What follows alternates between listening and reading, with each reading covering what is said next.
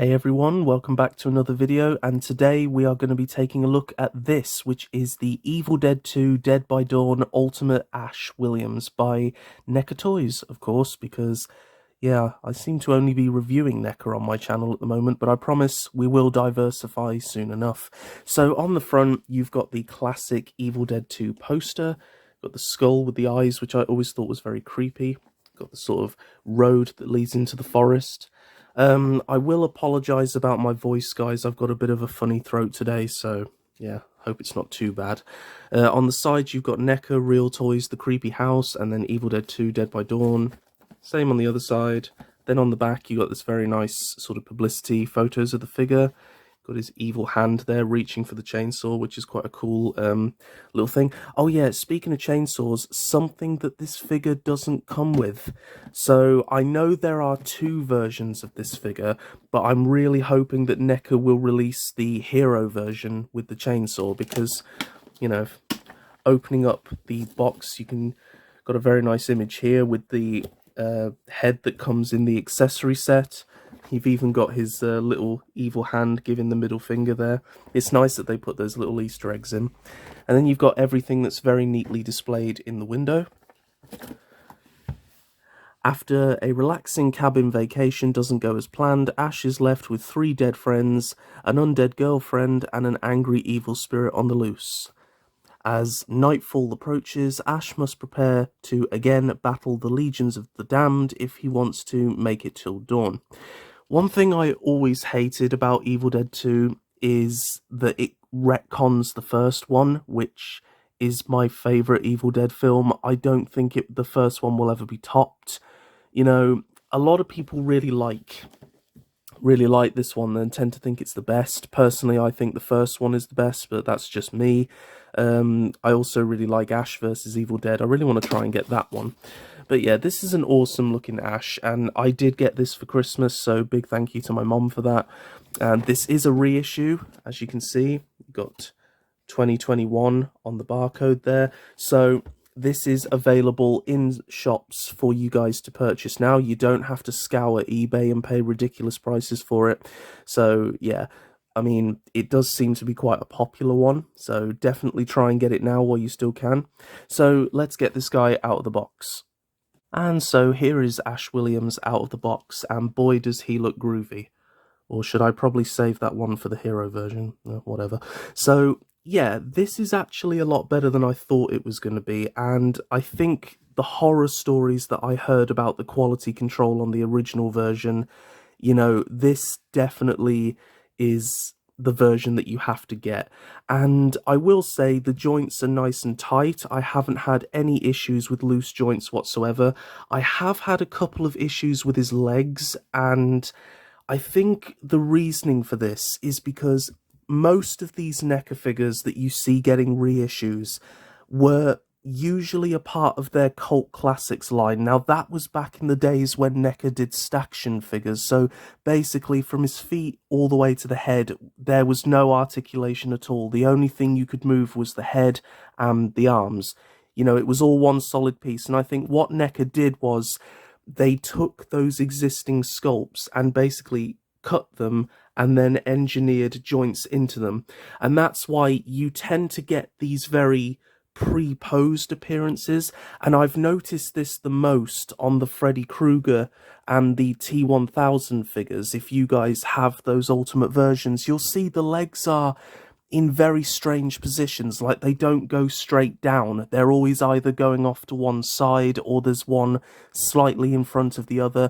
And like I say, that's because I think the original sculpts were done way back, like before the articulation was even put into the joints. That's just a theory. I don't know how true that is, but with my T-1000 figure, I always have to have one leg in front of the other for him to stand straight. I can never stand him just as is, and I'm having a bit of a similar problem with this figure. If I try and stand him straight, he always seems to want to fall back, and you can almost see like he is leaning a little bit. And oftentimes you'll find that to get him perfectly straight, you know, you might have to rotate the feet or maybe even the knee joint, you know, just to try and get him where he's properly balancing. or you could just get a display stand. I mean, that would probably be, you know, I mean, you can achieve it. I have stood him up really well. It just takes a bit of patience and a bit of balancing, really. But talking to articulation, you can bring the arms right the way out, which is nice, as well as do a full 360. Just be careful about warping the PVC shirt. The head is on a peg joint, so you can pivot side to side. You can go slightly forward and slightly back, but not really that far. You can do a full 360 rotation. You have a single bend at the elbow, which I'm okay with personally. You've got a full rotation also at the elbow, and on the hand that has a, well, no, the arm that has a hand, you've got a full rotation on that, which is nice. There is a full rotation at the waist, and also you can lean from side to side and forward and back, so it's on a ball joint. You can bring the legs roughly out, but like I say, the PVC trousers, you don't want to warp them. You can swivel them, you can kick them forward, not too far, and they don't come straight forward. They go off to the side once again because of the PVC trousers, you know. It just helps to keep the joints seamless, which I actually do like. Then you have a 45-degree bend at the knee. I really can't bend that very far, and that's just because of how it's sculpted. You also do have a rotation, and the feet are on ball joints, so you get a nice side to side as well as a rotation and an up and down, so you can adjust them quite well. I seem to be able to adjust them more on this side than that side, and that's because the trousers are lower down on this side. Like I say, that does kind of confirm my theory that this was, you know, these legs were sculpted not to be moved, and then when they engineered the articulation into them, it did cause a couple of restrictions and a few problems, so yeah. Detail is very, very nice. I love the texture on the trousers, and you've got this nice wash over them to really highlight that. I love the belt. I love the shirt. Sorry, I keep bumping the camera, guys. I love this shirt. I love the blood and the sort of lighter areas, which I'm guessing is where the shirt isn't quite as wet, because the shirt is meant to be a light blue, but he just got so drenched in blood, sweat, and black goo that it's just kind of discoloured it, which I do like. I love the detail on his severed hand arm. Now, this is the arm that comes on him straight out the box. He does come with a swappable arm, but we'll get onto that in a moment. And I really love the updated paint on the head sculpt. Now, some people have said that this head sculpt is a bit outdated. I actually think it looks fine. I think it looks very much like Bruce Campbell. I hope I'm saying that right. Is it Campbell or Campbell? Yeah, I think it's Campbell. Sorry, it's my dyslexia kicking in. But the hair is really, really good. I would have said that maybe it was a bit too shiny, but I actually think it works here because, like I say, he's been drenched in blood, and he does have a bit of a slight gloss to him, which really does, you know, create that illusion that he's wet. I really do love the tear in the trousers. That's very good detail. I just think it could have done with a bit of blood. I'm not sure if it was like that in the film, maybe. I'm sure there was a bit of blood coming out of it, but, you know, because he got scratched, I think, by his demon hand. Hope I'm right.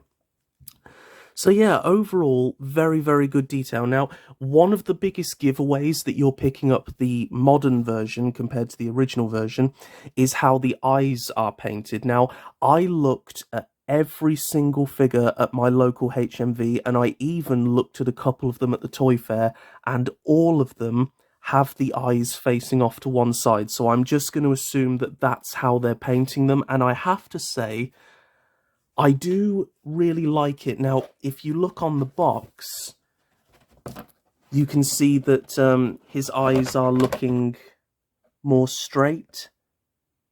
And as you see there, they are looking straight. But I actually really like this because I think... Pardon me, guys. Now, I actually really like this because I think it complements the sculpt, and I love that sort of raised eyebrow, and you've got this sort of like, you know, oh, he's just heard something, and it's really, really well done, and I think it really helps to show off Bruce Campbell's likeness. Really love the blood. That's been done really nicely, and the teeth. You can tell that they are using their sort of modern, updated way of painting, but just on an older sculpt. And, you know, a lot of people have complained about it, but I actually think it's fine. In fact, I'm going to be honest, guys, I think this looks more like him than the Ultimate 40th anniversary for the first film one. You know, that's a great sculpt, and hopefully I'll be picking that up soon, but I do really like this old sculpt. I think it's fine. So turning to accessories, and obviously this is an Ultimate release, so you're going to get plenty of those. You do have the double-barreled shotgun, which is very cool. That can be placed into this hand, but I'm just going to warn you guys now, it is very, very difficult. It does take some fiddling, and you might just want to be careful because you don't want to snap the trigger off or anything. It's painted really nicely. It's got some silver, some brown for the stock. You've even got a bit of a wood texture kind of brushing in there, which is really nice. And yeah, it's a really, really nice gun. Obviously, this is before he saws it down, which I think you get in the hero version. So like I say, NECA, I'm sure they will reissue that. It would also be nice if they reissued that 2-pack that you get with the Deadite guy. That'd be nice, so I doubt they'll do that though. Then you have the axe that has the Deadite blood on it. All green. I think it could have done with a bit of red maybe to go alongside the green, but that does look really, really nice, like I say, so really like that. And he does come with the tape recorder. Now this is very cool. I love the detail on this, very well done. Got nice shiny silvers. You've got all the detail of the tapes inside the discs. You've got all the little buttons and switches, and even these little details on the side, like, you know, you wouldn't think they would go to this kind of detail. Like, you've got the grating, you've got the little headphone ports, you've got the handle, so you can, you know, that's how you'd carry it around. Got all these little details on the bottom, and there is even a sort of rough texture as well, and you'd see just how neatly the paint has been applied, like the little silver screws. You know, it's immaculate, the level of detail they go to. I mean, to be honest, I think it would be expected just to have detail on the one side and then just blank plastic all over the rest of it. But no, it shows a lot of care and a lot of passion. So, you know, really great, NECA. That's really good. Now, what Evil Dead figure wouldn't be complete without the Necronomicon? Now, I'm going to say, I do think this is a little bit too small. And I've never been kind of like sure on the actual size of the Necronomicon. I think when I picture it in my head, it's from Ash vs. Evil Dead. Like it's a bit bigger. But I don't know, I think it was just a small book in the original film.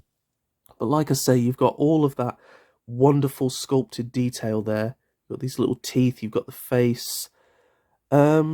There's a little bit of a dry brushing, I think, but not too much.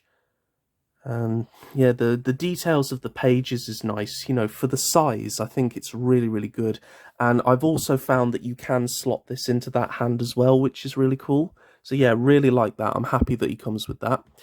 He does come with his severed evil hand, which is really cool.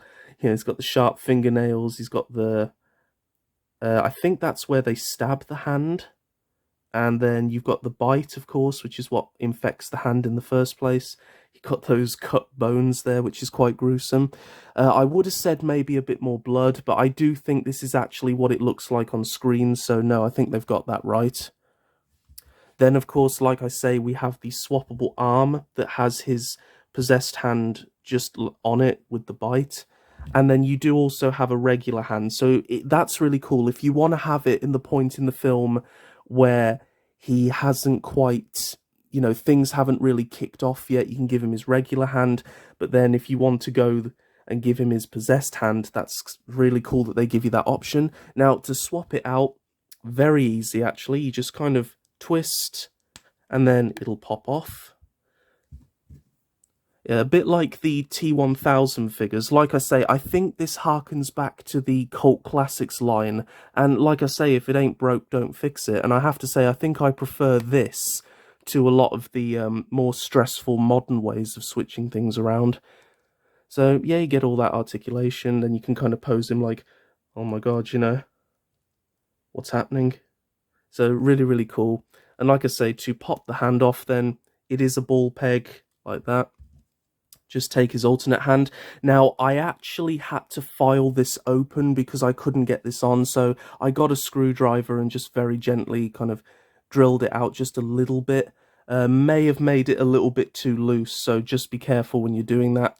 really doesn't stay on all too well.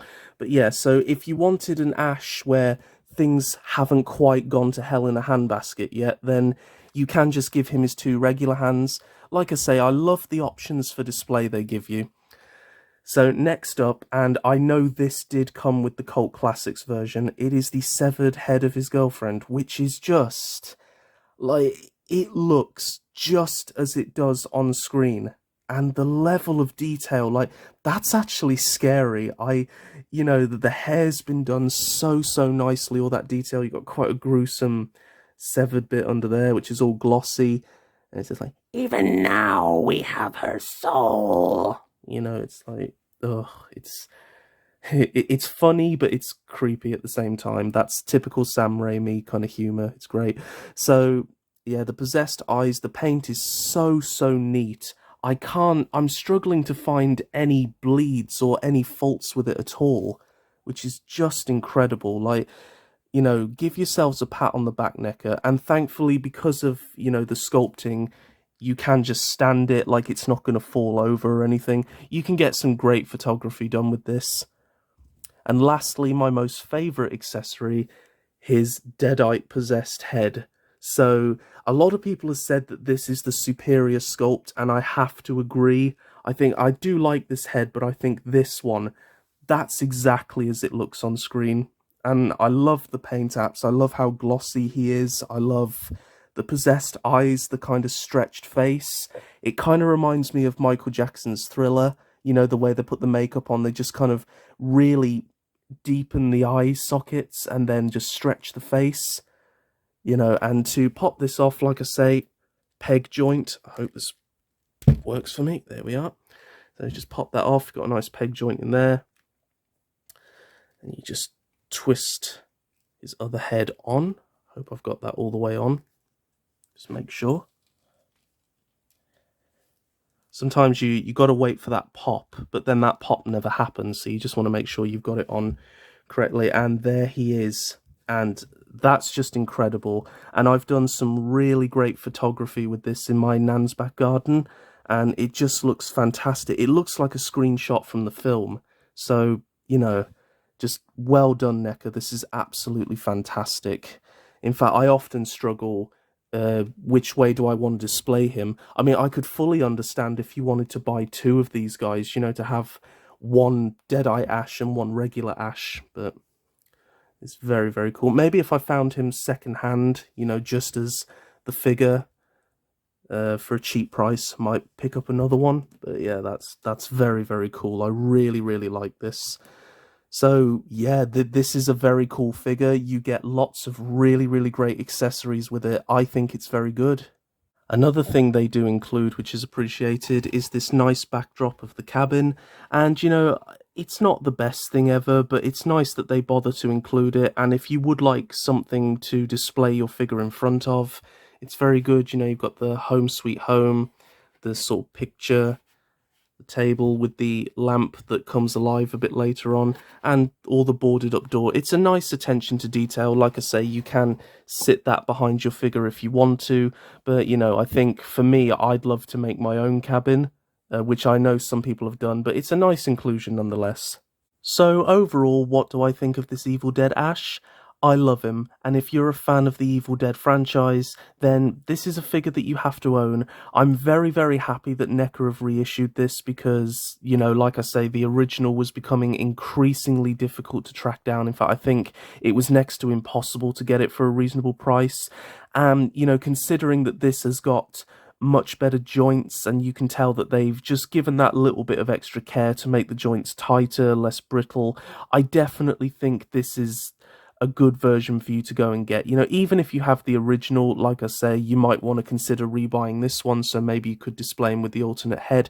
It's entirely up to you, but like I say, I'm very happy with this figure, and despite the few issues I have in getting him to stand, I think with a bit of patience and perseverance, you can get him into some very awesome poses. So like I say, if you're a fan of the Evil Dead franchise, this is a no-brainer. You've got to get this figure. So I hope you guys have enjoyed this review. Please let me know down in the comments below what you guys thought. Stay safe and happy wherever you are in the world, and I will see you all in the next one. Bye-bye.